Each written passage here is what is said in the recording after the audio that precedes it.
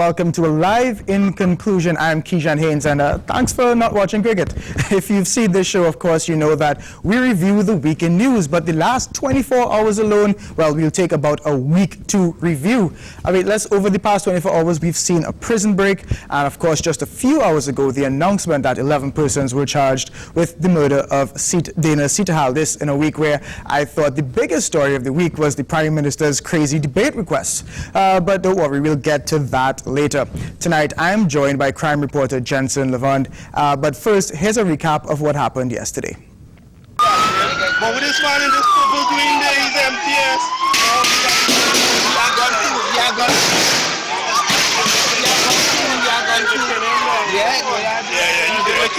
He got it done.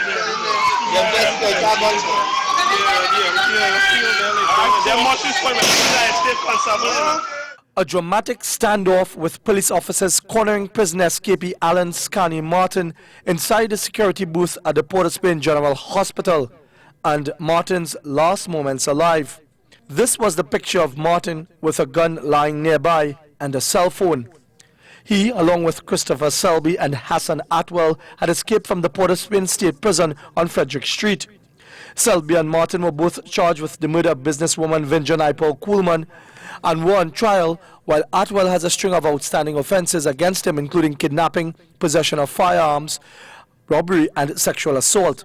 Selby and Atwell remain at large. They came out of the visit room firing at a prison officer who was grazed, and then they ordered the gate attendant at the Port of Spain jail to open the gates, and they ran out of the prison, supposedly into a waiting vehicle, and made their escape. During the gun battle between police and the escapees, Police Constable Sherman Maynard, who was shot, later succumbed to his injuries. The men also threw this hand grenade into a drain just outside the jail as they made their escape. All right, so now we're joined on set by Jensen Le Vende. Jensen was there, but there was a story in A5 of The Guardian today that says, escapee takes PH riot to freedom. And this is a story that I think beat every other story in this coverage, because it was so original. It was a story that nobody realized was happening at the time. We know how they escaped. We see all that footage of them escaping. But what happened next? I'll let you explain your story and what happened next in this case. Jensen, welcome to the show.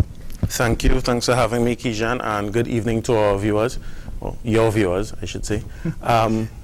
The story came to, I wouldn't want to divulge the source, of course. Of course. Right, but there's somebody I know pretty well who frequents the hospital, doing their normal routine, jumped into the car, and just as the car was about to pull off with one or two other people in the vehicle, Mr. Selby, Christopher Selby, ran into the car. Now but did she recognize him at the time? Or? No, just his approach. Right. She's very cautious, so she saw this man running into the car. It looked a little suspect to her, her words. So she decided to come out, and when she was coming out, he told her, no, everybody stay in the car, don't worry, I won't hurt anybody. Told the driver, just drive. And the driver immediately pulled off, and well, the rest is the story. I mean, when you get a story like this, what's the first thing that goes through your mind? Is it, yes, I have a great story, and now that you say you know this person personally, is it that you at first, you're worried, well, do I publish this? Is this person now fearful for their lives? What went through your mind when you got that? The first thing, they called me just after they came out of the taxi. So the first thing I did was find a police officer who was nearby, gave him the cell phone, and she explained everything to him. After that, more of, are you okay? Are you okay? Give me an update, how you're feeling. And then when I got back into the office, then it settled like, this is a good story. I should write this. And then, again, wrote it. I mean, when you read this story, you also read about the taxi driver and the role that he played. And essentially, the taxi driver was saying, don't go down this road. There might be police there. And what are your thoughts of the taxi driver in this situation? Brave or aiding and abetting? I saw the Facebook comments, and it seemed to suggest both. In my personal view, I think the taxi driver was cautious. He didn't know, or I'm assuming that he didn't know, that this man had just escaped from prison and that this man was armed. But he knew there was something wrong with him. So his main focus, from my understanding and from what my friend was telling me, was that he just wanted to keep the situation calm, keep the gentleman calm, because every time they would do something, in the story have that he asked that they switch off their cell phones, which she did, and she showed it to him, to prove that my cell phone is off, just to keep him calm. Right. So in a situation like that, she would have been telling you that, obviously she was scared, but she probably would look at this taxi driver as the hero in the story. She's just looking at it, thank God I'm alive. Right. Thank God. Well, she was a bit worried because they came out. She and the other passenger came out and left the Selby with the driver. So she was a bit worried for him after that. But she was just glad that she came out of the taxi unharmed, as well as the other passenger. Does this now make a part of the investigation? I'm not sure. I went to the Dana Seetahal press conference earlier on today, and the Deputy Commissioner of Police wanted to speak with me in relation to this story as well. Whether or not they will be looking to hunt down this driver to get more information from him is up to them, and I wouldn't want to get into that. That's the investigation. Right. Of course, we talk about the media in this show. Is this something that's happened to you before, where you write a story, and of course now the police are now coming to you for maybe to reveal your source? Is this something that you think is in the best interest of the public, or again, journalistic integrity, you hold that close to your chest? Now, if the source was the location of one of these two men, definitely, or somebody who knew the location of one of these two men, you should, being politically correct, you should divulge that information. But as you said, journalistic integrity, you don't want to reveal your sources. Right, of course. But matters of national security, you should give consideration, serious consideration at that. I was never asked from police to divulge sources. I remember doing a story probably 2-3 years ago.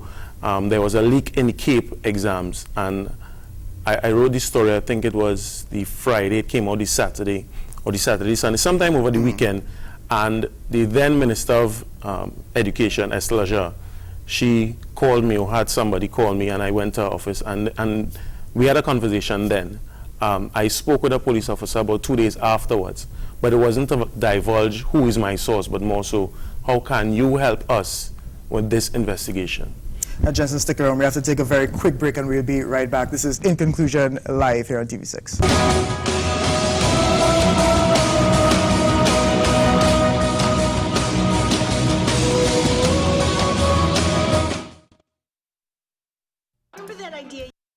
What is Apex? It is the pinnacle of high-performance vision. It is clarity, no matter what angle you look at. It is comfort for every vision, all day, every day. And it's customized with every digital measurement your eyes require to see at their very best. Apex, the ultimate lens designed for your eyes. Only at Value Optical, caring for your eyes. Remember that idea you had about adding time travel into my book? She closed her eyes in ecstasy and awoke in 1976 in the distance. She heard the town crack. Mr. Benjamin Franklin! At your service. Please, don't be frightened. You can get your laughs with Mike and Molly in Mike and Molly. Catch it on Tuesdays at 9 p.m. on TV6.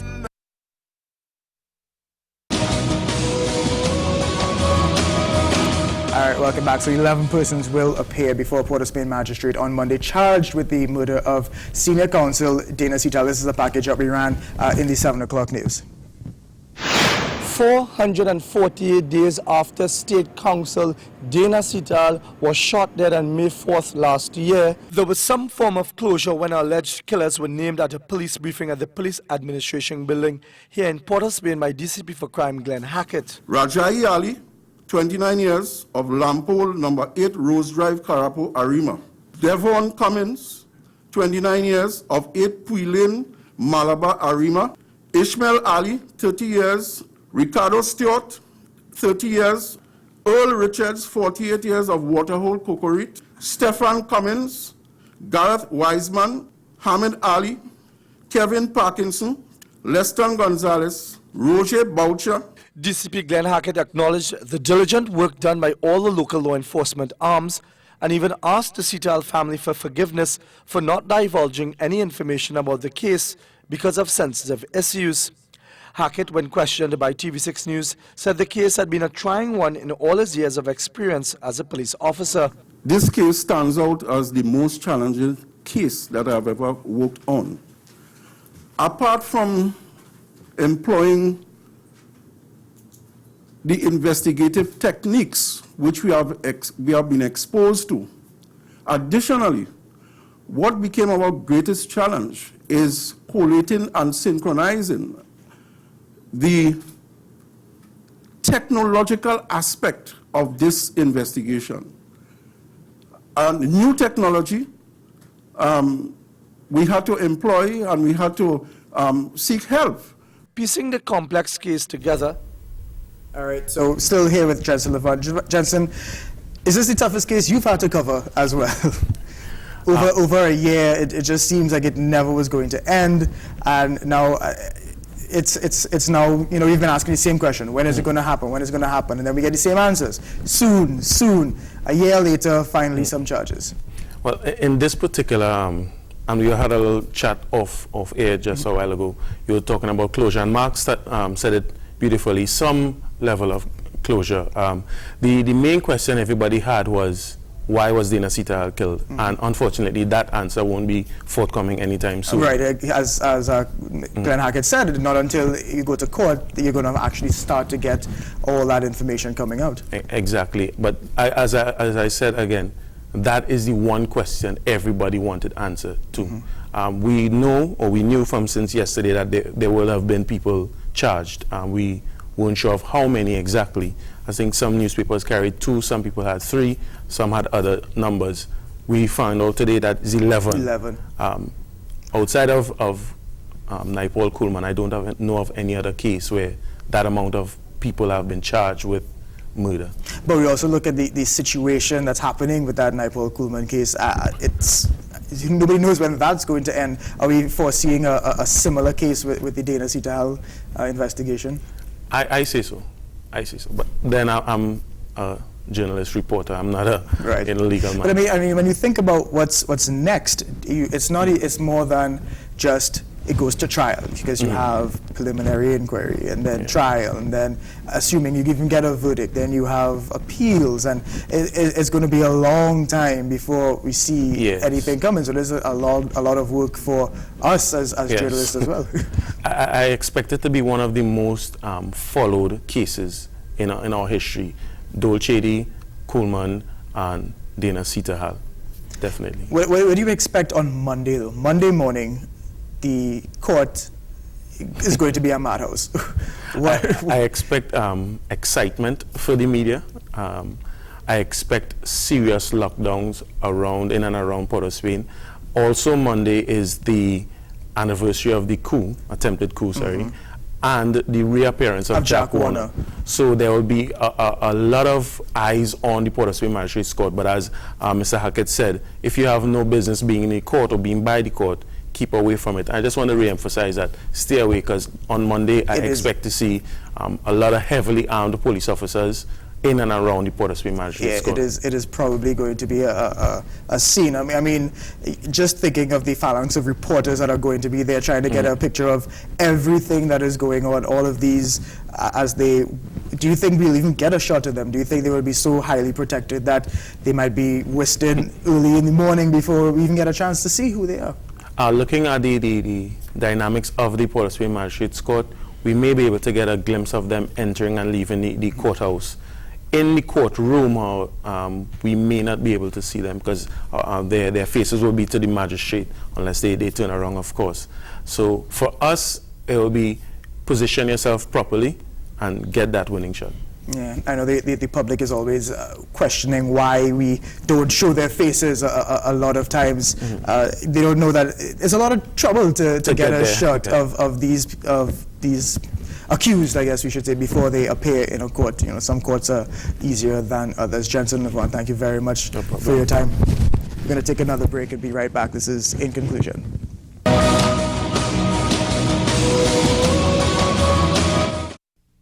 Sir, we are doing a survey for Diana Empowerment. We want to know why you use Diana Empowerment. Because no matter where I go, no matter what I do, I must always be my best. and our empowerment will make me that way. Well, my feeling on the empowerment right now, you see, everybody around is like it for it's good for the bird, you know, it's good for the coal, right? It's good for any other thing. Because it's refreshing.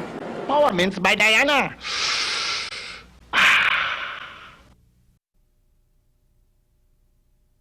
He finally caught up with me at the train station, but all I could think about was men, manly men, manly men, manly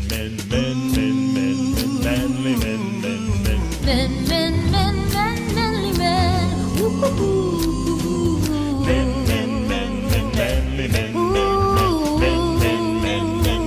men. 2.5 Men, they're on this Tuesday at 9:30 p.m. here on TV6.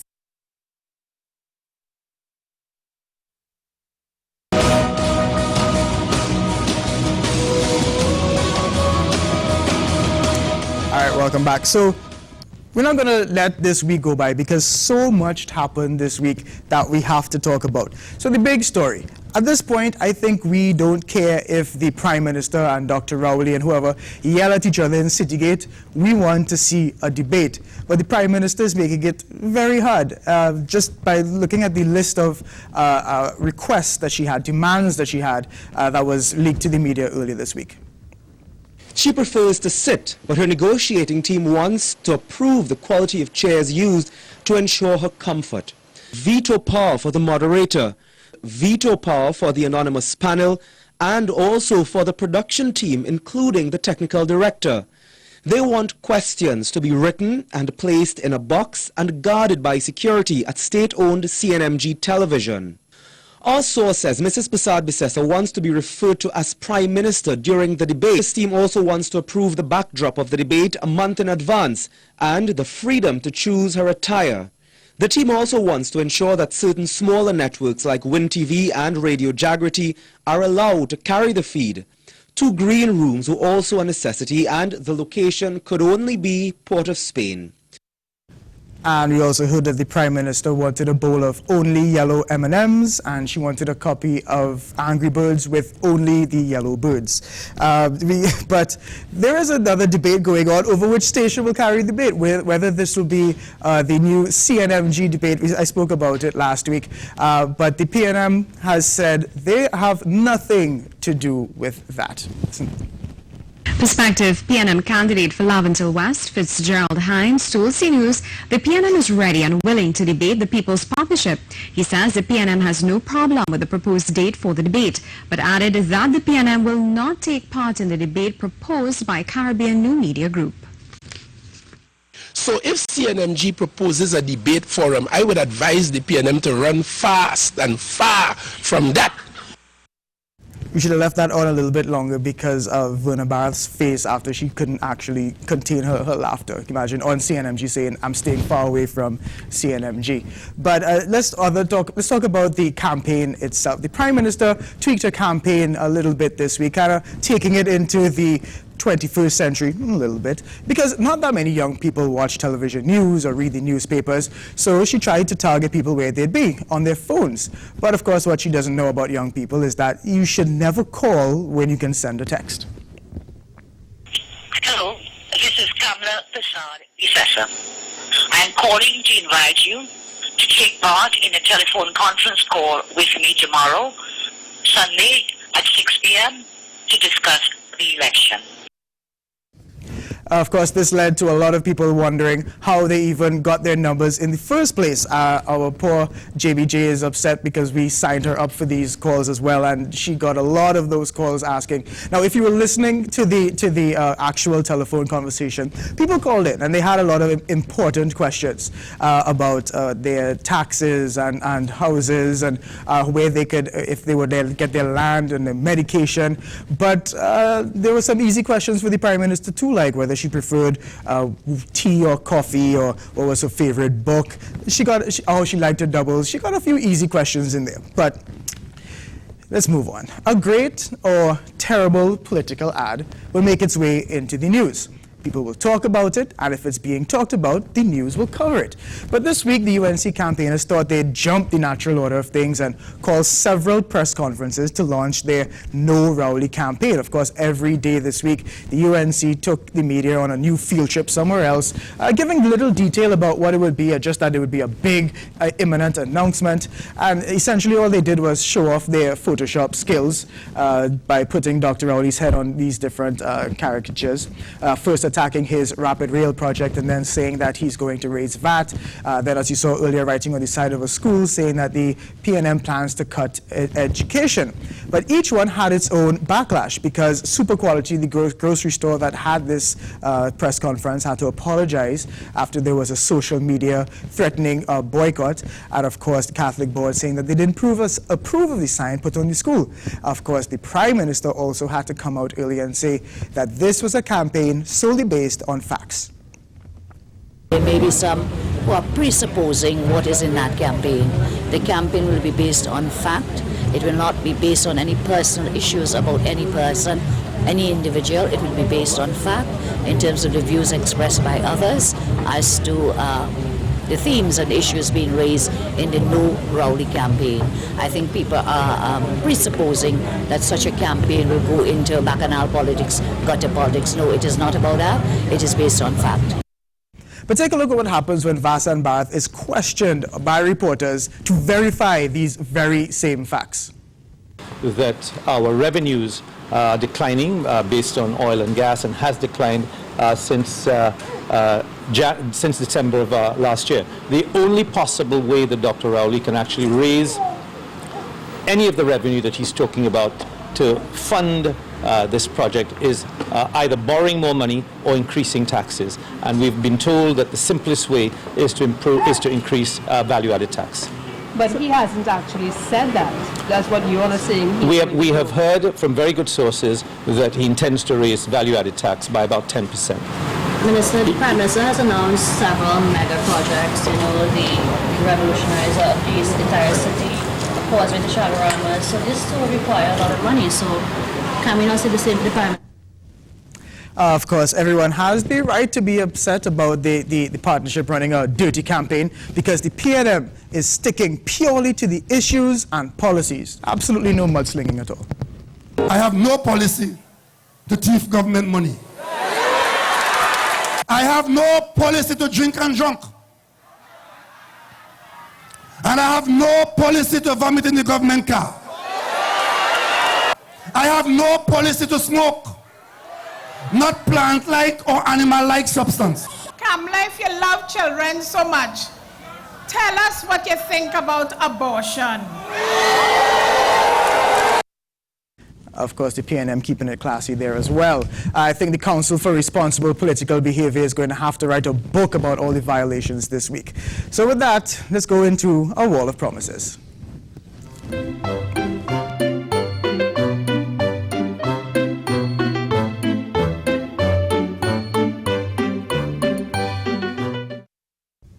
All right, so this week the Prime Minister promised that the IADB will fund a $100 million multi-donor energy facility for energy sustainability, along with a sustainable energy fund for the CARICOM region. She'll also establish dry dock facilities in Le Bray, and in the northeast she'll encourage investment in resort, cultural tourism and ecotourism. She'll also create a place for agro and fish processing, meanwhile establishing stricter rules for quarrying and improvement of efficiency in the Sangre Grande Center. She's also going to strengthen and expand municipal corporations and going to put a car park in Sangre Grande in case you want to park and ride.